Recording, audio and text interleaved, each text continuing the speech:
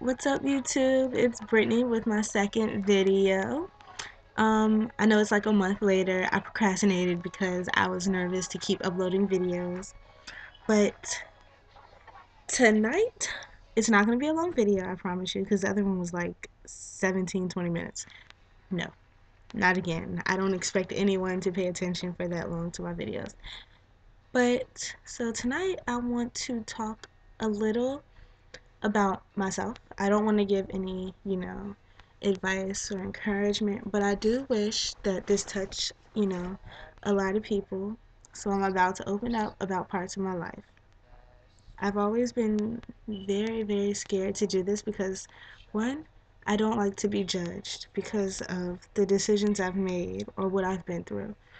Two, I know I am ashamed of some of the things I've done, and I don't want like my little brother to be hurt. I don't want my little cousins to look at me any differently.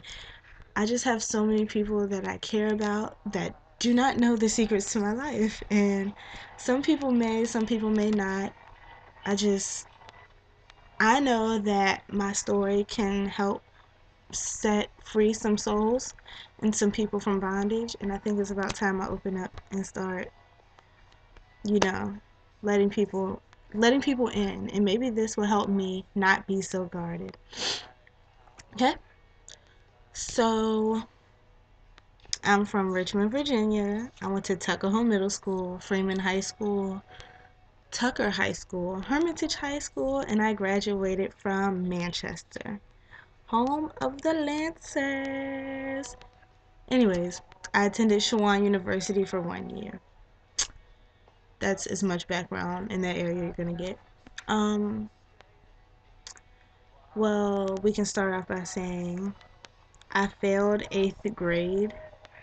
So while all my friends went off to 9th grade, I was still at Tuckahoe Middle School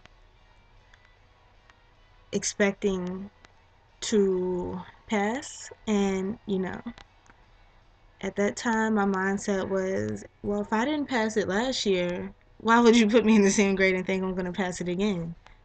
Because that just didn't make sense to me. And I probably thought that way because, one, embarrassment.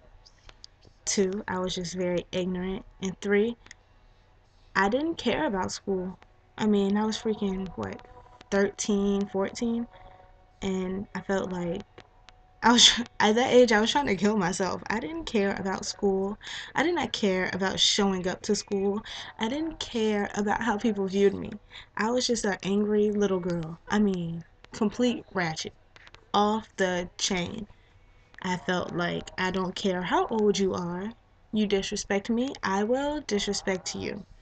And it's sad to say now because I still feel, people say little things and I'm just like, you you need to realize who you're talking to because I have been delivered, but I am still having battles to overcome certain things that make me go back to flesh. And I'm just like, look now, you better be very careful how you talking to me.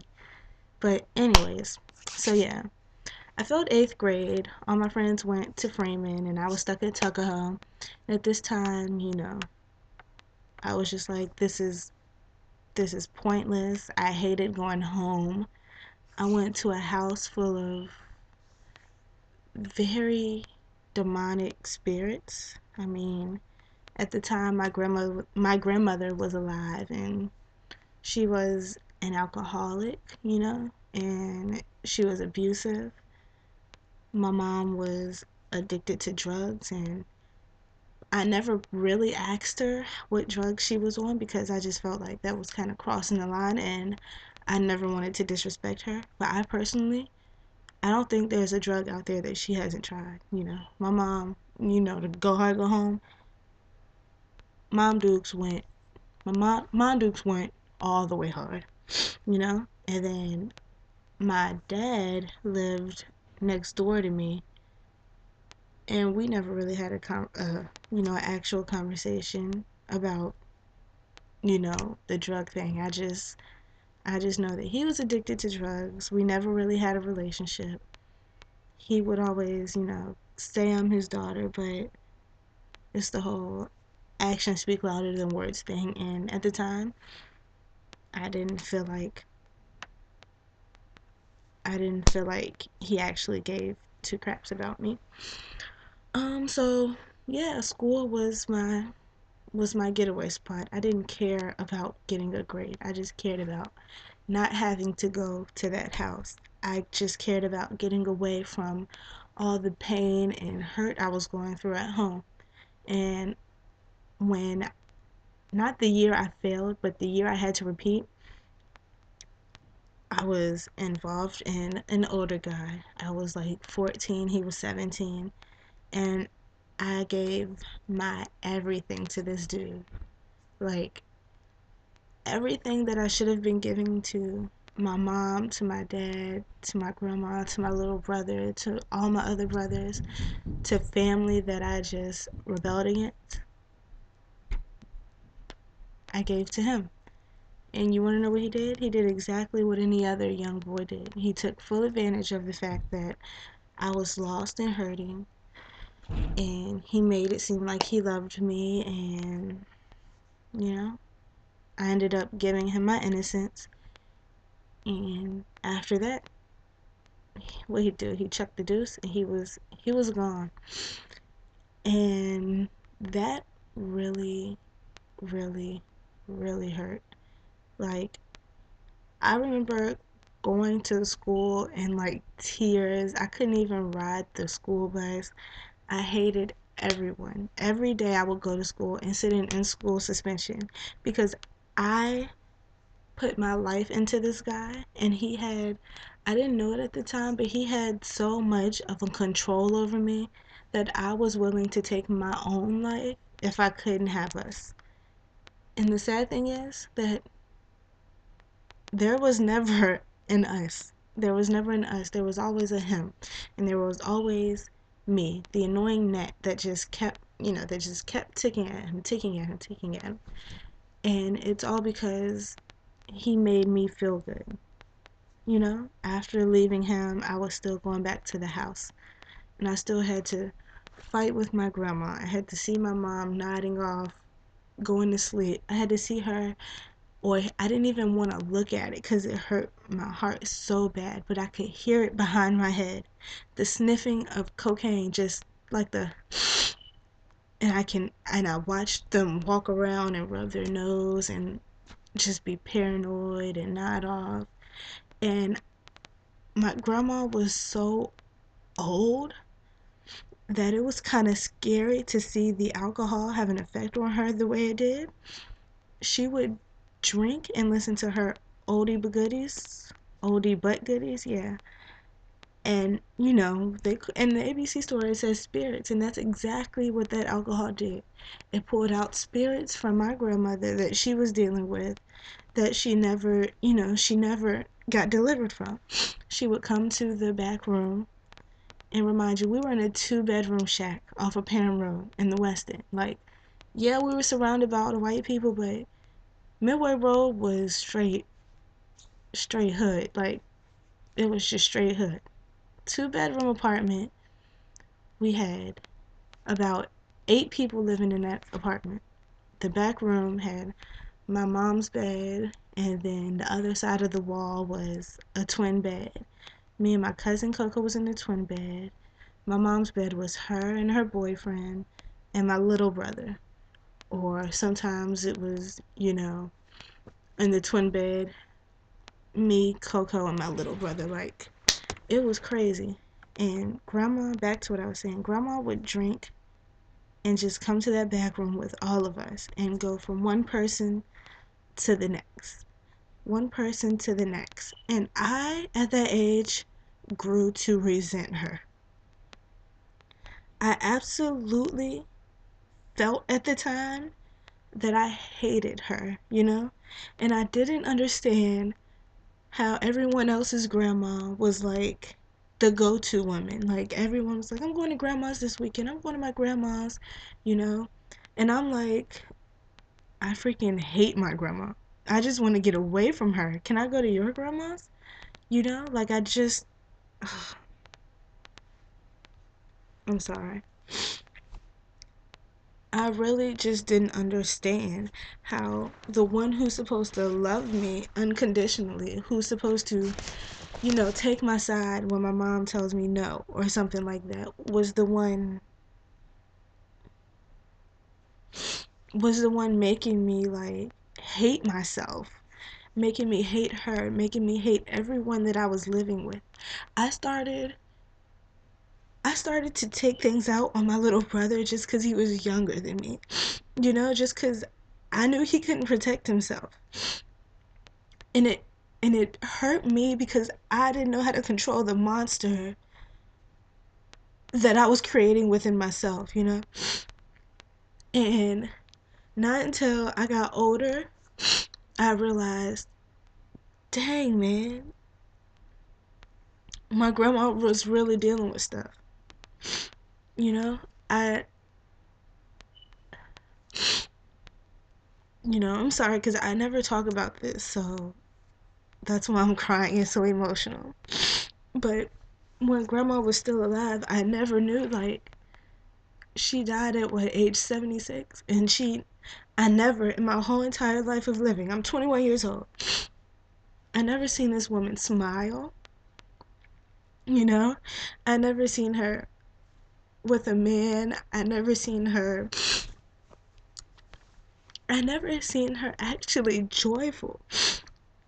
And right now it hurts. But at the time I'm like, I thought my life sucked. My grandma was really going through some things and no one took the chance to care. Everyone was so busy with their own lives that they just didn't care, or they just didn't have a chance to say, Grandma, I understand. And if she was still alive today, I definitely would make up for the things I did because, oh God, boy, I was off the chain. It's not funny now, but I took my grandma through hell, through complete hell, and she didn't deserve it. And I'm doing this video because, like, I know that there is someone out there who probably is going through the same thing I went through. You live in a house full of people. You don't have your biological parents. So now you already have, you know, hurt in your heart. Like, what did I do to make my parents not love me? What did I do to make them choose that they didn't want to care for me? I didn't ask to be here. That's probably what you're thinking. Like, you didn't ask to be here. So why would they allow you to come and not, love on you and treat you the way that you should be treated? I don't think any child should have to feel that pain because it doesn't do anything but create bondage and questions and depression, and it's not fair. So if that is you right now and you're going through that, I just need you to look at your family or the people that you have so much anger against, and don't look at them as that's them, because that's not them. That is a spirit on them.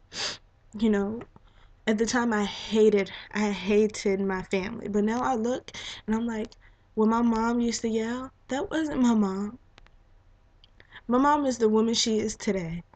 That was the spirit of addiction, the spirit of drugs and heroin, or however you say the drug, and crack and cocaine and prostitution and, depression and anger and guilt from, she lost her father. That was all that wrapped in one. That was a spirit on my mom trying to pull her down.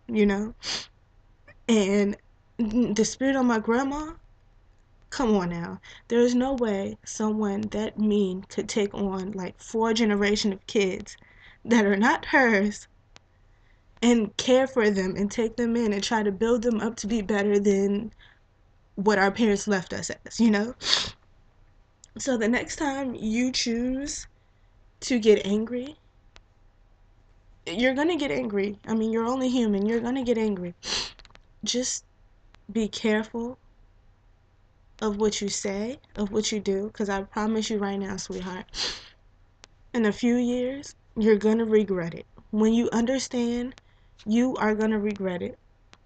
And I just want you to be mindful,